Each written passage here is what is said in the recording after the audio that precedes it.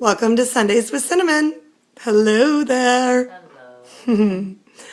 Today I wanted to talk about in your book Here Now, you often say, or maybe one time said, there is no right or wrong. And immediately a lot of people would just close the book right there. What do you mean by that? Well, I invite people to close the book any number of times in the book. You do. You might want to close this right now. If you don't agree with this, you're probably not going to agree with the rest of it either. And what I mean by that is right and wrong makes two camps. And each camp has to prove itself. And that doesn't create unitive merging, because we are all one in the spirit. So we want to create Rumi, the poet, says, there's a field between the fields of right and wrong. Yes. I'll meet you there. And that's where I sit. And I want to invite both factions to that table and help them to see that compromise, however great or small you choose to see it, is possible, always, when you choose love. And so, one of my daughters, my baby daughter, is a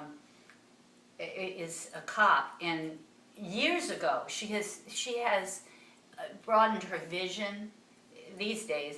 Years ago, though, it was, my life depends on right and wrong. There is a right and wrong, and I understood that. And because of her programming and the police programming, they see that their life depends on their being the good guys and taking care of the bad guys.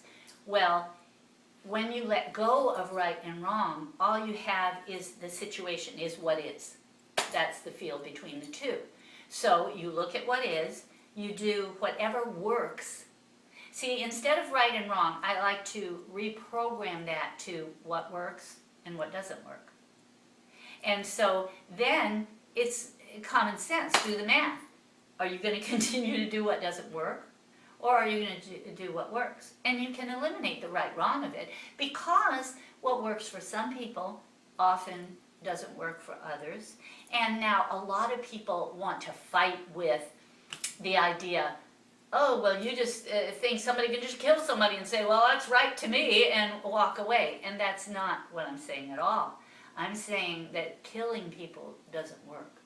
For in the individual, the killer, or the person killed, and it doesn't work for society. So I say, and I did say, I was doing an experimental program at the men's colony.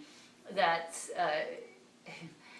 why they call it a men's colony. It's a very, very powerful prison. And I say powerful because there are powerfully trained people who are taking care of people who have done things that absolutely don't work, like murder. And I was doing this program with 10 murderers who had no hope of parole, and we were looking at eliminating the right wrong among them and seeing as, you're here because you did what doesn't work. And it was so life-altering, because I told them it's never too late to do what works.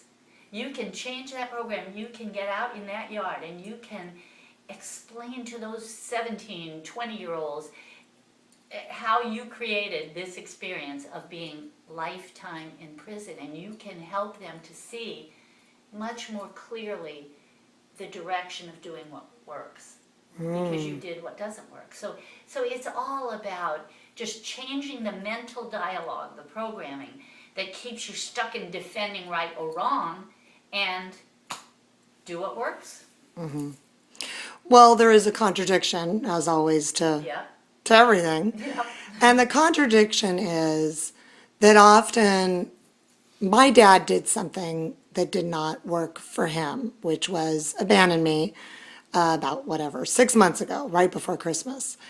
And it worked, and here's the contradiction.